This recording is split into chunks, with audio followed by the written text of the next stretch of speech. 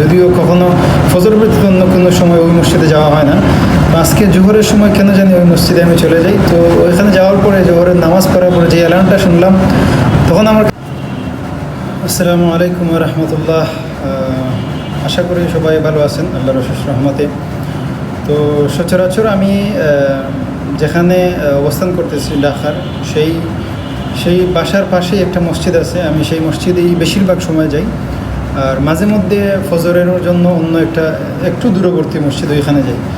আজকে জানি না কেন জোহরের নামাজের সময় আমি ওই দূরবর্তী মসজিদে চলে যাই, যদিও কখনো ফজর ব্যতীত অন্য কোনো সময় ওই মসজিদে যাওয়া হয় না।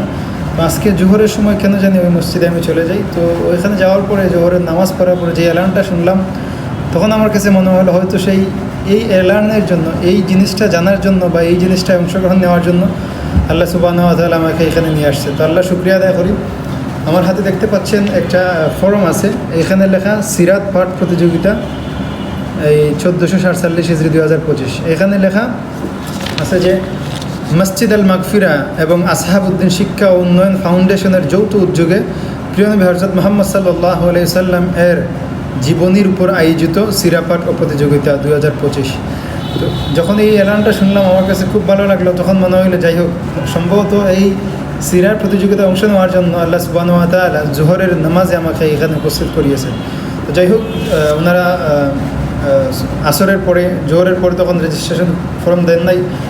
ভাবছিলাম যে 1 নম্বর হবে ইনশাআল্লাহ, ওই মানে ফরমের জন্য রেজিস্ট্রেশন নাম্বার 1 হবে, কিন্তু ওই সময় হয় নাই। তো আসরের সময় গেছি, তো আমার আগে আরেকজন ভাইও গেছিলেন, তো আমরা একসাথে গিয়ে ফর্ম নিয়ে আসছি। তো আমার রেজিস্ট্রেশন নং হয়েছে 2 নম্বর হয়েছে আগে রেজিস্ট্রেশন। তো ইনশাআল্লাহ এখানে ওনারা আসার পরে গিয়ে কিতাব নিয়ে আসবো, যদিও রেজিস্ট্রেশন ফি একদম ফ্রিতে দেওয়া হয়েছে, আর কিতাবের জন্য কিছু হাদিয়া, কিছু স্বল্প মূল্য পরিশোধ করতে হবে, দিয়ে তারপর কিতাব আনতে হবে।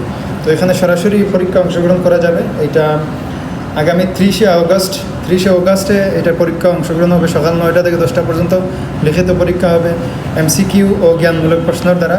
তো ইনশাআল্লাহ চেষ্টা থাকবে, যদি আল্লাহ সুবহানাহু ওয়া তাআলা রেজিস্ট্রেশন অনুযায়ী পরীক্ষা উত্তীর্ণ তৌফিক দেন আলহামদুলিল্লাহ ইনশাআল্লাহ। তারপর পরীক্ষায় বিজয়ী হওয়ার না হয়ে সেটা ভিন্ন কথা না, অংশগ্রহণ যে করতে পারছি এইটাই সবচেয়ে বড় বিষয়। আর ইনশাআল্লাহ এই বিগত 10-15 দিন পাবো, একটা নির্ধারিত বইয়ের মধ্যে থাকবে, যে বইগুলো ওনারা দিবেন ওই নির্ধারিত বইয়ের অন্তর্ভুক্তই থাকবে এই সিরা প্রতিযোগিতা। তো ইনশাআল্লাহ যদি কখনো সুযোগ হয় আমিও চেষ্টা করবো এরকম সরাসরি লিখিতভাবে আপনাদের মধ্য দিয়ে বা এলাকার বা গ্রামের মধ্য দিয়ে এরকম প্রতিযোগিতা নেওয়ার। ইনশাআল্লাহ আল্লাহ সুবহানাহু ওয়া তাআলা এই দিনী কার্যক্রম আঞ্জাম দেওয়ার তৌফিক দান করুক, দিনী কার্যক্রমে অংশগ্রহণ করার তৌফিক দান করুক, আমিন। আসসালামু আলাইকুম ওয়া রাহমাতুল্লাহ।